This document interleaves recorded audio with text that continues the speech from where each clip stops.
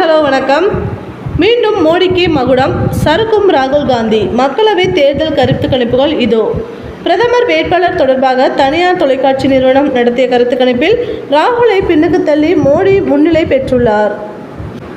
இதற்கு நேர்மாறாக இந்தியா கூட்டணியில் தமிழகத்தை கடந்த மற்ற மாநிலங்களில் கூட்டணிக்குள் கடும் அதிருப்தியும் குழப்பமும் ஏற்பட்டுள்ளது.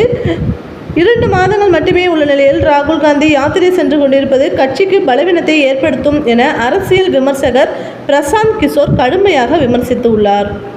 அரவிந்த் கெஜ்ரிவால், மம்தா பானர்ஜி, மு.க. ஸ்டாலின் இந்நிலையில் ஆங்கில செய்தி தொலைக்காட்சியான டைம்ஸ் நவ் மற்றும் ETG நிறுவனம் இணைந்து மக்களிடம் கருத்து கணிப்பு நடத்தி அதன் முடிவுகளை வெளியிட்டு உள்ளன.